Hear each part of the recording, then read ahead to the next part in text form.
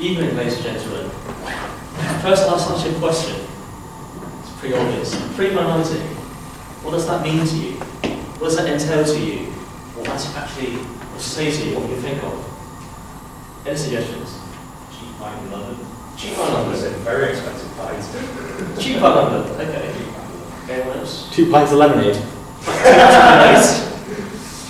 Cool, good shout. Suggestions? Pre-minority, what can you get?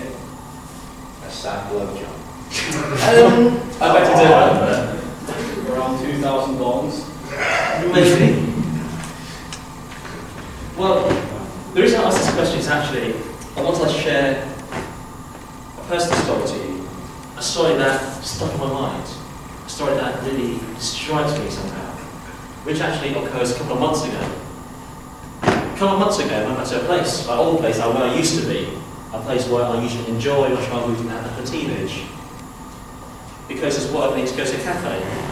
And a cafe, I went to a cafe and bought a venti latte.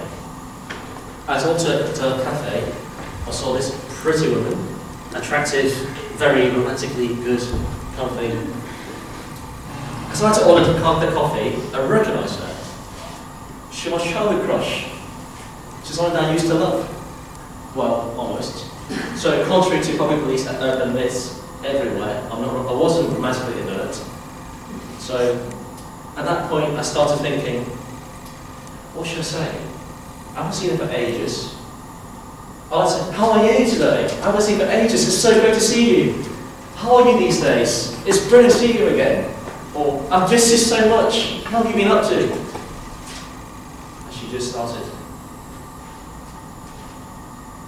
How are you today? How are your university been? It must be so good. You must have made some new friends. It was so brilliant, your life.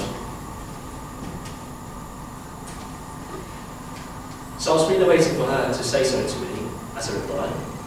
Single phrase would be good. Single word would be good enough. It's really a good enough reply. She stood in front of me. My anticipation increased. And she spoke. As she said this, as she opened her mouth, I was really, really happy. £3.90 please. Card cash, Visa, is 20p for card costs. At that moment, when I was silence, I was utterly depressed. Utterly kind of a feeling that you haven't got any in your mind. And that makes me reflect on myself. Why I have missed the opportunity when I was younger? Why don't I actually think about grasping opportunities? And these reflections and constant evaluation of yourself leads me to this talk today. Why should you not avoid opportunities? How do you grasp them?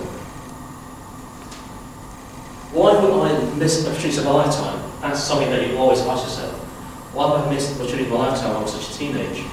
Or perhaps yourself. If someone recommends you LinkedIn, why have I missed the opportunity of not getting the job? But firstly, I need to talk about is opportunities manifest itself in every way possible. Any shape and sizes.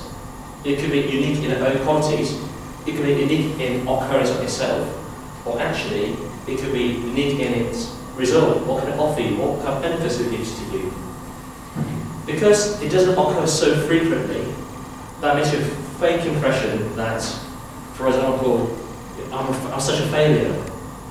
But actually, this is fake, in a sense that because it's not frequent, that's a falsifying feeling of yourself. If you learn more about the Maslow law of motivation and self-actualization theory, if you lost motivation doing things, you lost the momentum of achieving things, you've lost the aim of it, the psychological desire has diminished.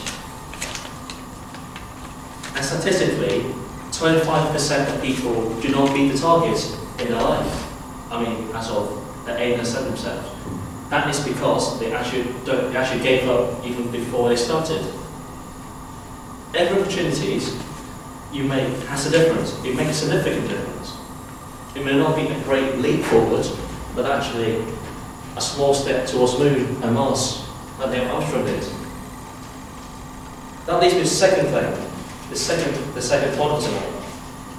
How do you explore this opportunity, or how do you grasp opportunity? These are intangible objects. You don't actually see them.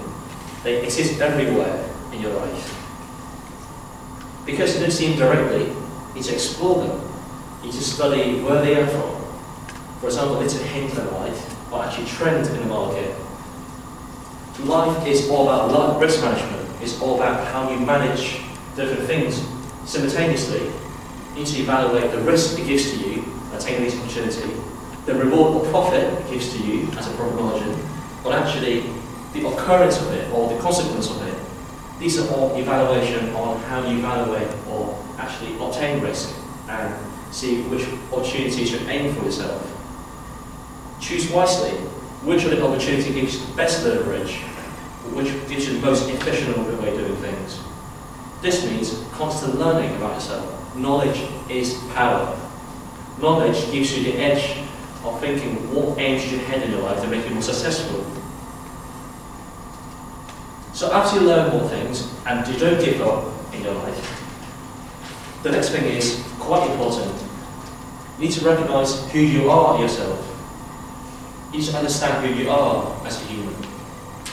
We are all humans. Yes or no? No. Yes. We're not robots. We aren't electronically controlled. We need to accept we've got foibles. We make mistakes all the time. Opportunities come and go. We cannot grasp them every time. The fear or regret of doing things. Actually, regret of not taking things. This is so common in your life, or in my life, or anyone's life. Just because we fear things doesn't mean that we shouldn't do it. We should commit ourselves. Human, because we're such a cultural creature, we're hardwired towards criticism and feedback. There's a Darwinist theory, or evolution, we're most successful. Otherwise, we would be standing here, we'd be eliminated by dinosaurs and such. We're so constantly thinking that we're the best, we're the most successful in life. And actually, we are dominant, such that we don't have to care about anyone else. The defensive thinking that we always constantly have as a consciousness is actually bad for us. If there's set feedbacks, we will actually wonder, not all changes, not all opportunities that come to you are actually for you. Just because opportunities are missed doesn't mean that, no, I'm the best. These chances didn't come to me, so it's not my fault. We think it other way. Opportunities didn't come to you. It's either you're not ready for it yet, or actually it's just not good for you. There are other opportunities that you can take that is correct routes in your career path. Maybe moving to a new environment, moving to somewhere else, where you think the new type of image of yourself, the new realization of yourself, that gives you a new impression and thinking of the new opportunities and the new meaning of life there is out there in the world. And to conclude, in my personal story, successfulness is not measurement on how much you achieve.